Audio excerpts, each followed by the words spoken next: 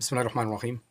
অতীতের কমকে আল্লাহ সুবহানাহু ওয়া তাআলা সমূলে কেন ধ্বংস করে দিয়েছেন? যেমন আদ, সামুদ, তারপর লূত আলাইহিস সালামের কম, এভাবে নূহ আলাইহিস সালামের কম আ এক জা তাদেরকে পুরো কমকে ধ্বংস করে দিয়েছেন শুধু একটা কারণে, তারা পাপ করত। কিন্তু পাপ করে তারা আল্লাহ সুবহানাহু ওয়া তাআলার কাছে মাপ চাইতেন না এবং সেটার জন্য তারা অনুতপ্ত হইত না এবং এটার জন্য অনুশোচনা হইত না এবং তারা এই পাপকে স্বীকৃতি দেওয়ার জন্য রাষ্ট্রীয়ভাবে বা গোত্রীয়ভাবে তারা চাপাচাপি করত এবং এটাকে স্বীকৃতি দেওয়ার জন্য তারা উঠে পড়ে লিখত এবং নবীদেরকে এটার বিরুদ্ধে তারা নবীদের বিরোধিতা করত।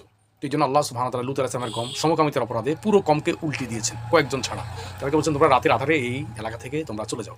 হুদ আলাইহিস সালামের কম, সালেহ আলাইহিস সালামের কম, তারা উটকে ধ্বংস করছে এবং সেটার জন্য তারা অনুতপ্ত না। নিষেধ করছে তোমরা এই উটনীকে ধরো না, কিন্তু তারা সেটাকে পাথরগ্রস্তে তারা মেরে ফেলেছে। তো ঠিক এখনো যদি এই উম্মত এই পাপের জন্য অনুসরণ না করে তারা যদি পাপকে স্বীকৃতি দেওয়ার জন্য উঠে পড়ে লেগে রাষ্ট্রীয়ভাবে, তাহলে সমূলে আল্লাহ সুবহানাহু ওয়া তাআলা ধ্বংস করে দিবেন। যেমন আজকে সমকামিতার ব্যাপারে কথা উঠতেছে যে সরকারকে চাপ দেওয়া হচ্ছে যে তাদেরকে স্বীকৃতি দেওয়ার জন্য যে সমকামিতা একটা তাদের ব্যক্তি স্বাধীনতা। এই কারণে যদি তারা সরকার স্বীকৃতি দেবে, যদি জনগণ বিরোধিতা না করে, তাহলে প্রত্যেকের উপরে সেটার দায়ভার আসবে এবং প্রত্যেকের শাস্তি ভোগ করবে।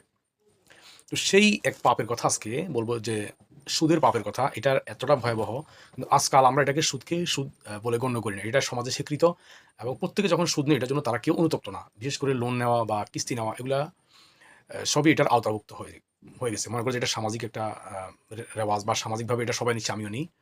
অথচ সুদকে বলা হয়েছে যে আপনার আল্লাহ সুবহানাহুর সাথে যুদ্ধ করা। অন্য কোনো পাপের সাথে আল্লাহর সাথে যুদ্ধ করার জন্য বলা হয় না। একমাত্র যারা সুদ নিয়ে ব্যবসা করে বা সুদের লেনদেন করে তাদেরকে বলছে যে যারা সুদের লেনদেন করবে প্রত্যেকে আল্লাহ সুবহানাহুর সাথে যুদ্ধ করার জন্য লিপ্ত হয়েছে। তো লোন থেকে যারা, বিশেষ করে আমার লোন সম্বন্ধে আমার অভিজ্ঞতা আছে। আমি লোন নিয়ে ব্যবসা করছিলাম। তো এই সম্বন্ধে আমার অভিজ্ঞতা ভালো, যে অনেকে লোন নিয়ে দেখেছে সে এমন একটা পর্যায়ে চলে গেছে, এখন সে মনে করছে না আমাকে আর সামনে আগানো উচিত না। তখন সে বের হওয়ার জন্য চেষ্টা করে থাকে। কিন্তু সে ব্যর্থ হয়। কেন ব্যর্থ হয়? ১ম এ সেই লোনটাকে খারাপ মনে করে নাই। যে এটা ব্যবসার খাতিরে নিতেই পারি। তো সেটার জন্য সে অনুতপ্ত না। এটা একটা কারণ। আর সে এটাকে মনে করছে সামাজিক একটা বিষয়। আর এটা সমাজে চলে। আর এটার প্রয়োজন আছে। সে এটাও মনে করে। তো সে অ্যাবনরমাল, মানে হিতাহিত জ্ঞান শূন্য হয়ে যায়। তখন তার মাথায় কাজ করে না।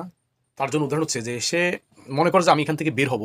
তো সে পন্থা অবলম্বন করে যে আরো কিছু লোন নিয়ে সে এখান থেকে বের হবে। কিন্তু এটা আদৌ সম্ভব না। লোন নিয়ে লোন পরিশোধ করা সম্ভব না। প্রয়োজনে যদি কারো থেকে কর্জে হাসানা পাওয়া যায়, যে কারো ভাই থেকে বুঝাই, দেখো ভাই তুমি আমাকে হেল্প করো, আমি ইনশাআল্লাহ উঠতে পারবো, তবে তোমার টাকাটা আমি শোধ করে দিব। যদি এরকম কেউ হেল্প করে তাহলে সে লোন থেকে বের হতে পারবে। কিন্তু সে লোন পরিশোধ করার জন্য আরেকটা লোন নিছে, তাহলে সে বের হতে পারবে না। তার উদাহরণ হচ্ছে এরকম যে আমাদের দেশে দেখবেন কারেন্ট জালের মতো জাল আছে যেখানে মাছ ধরা হয়। কিছু সাপ যখন সেখানে আটকে, সে কি করে?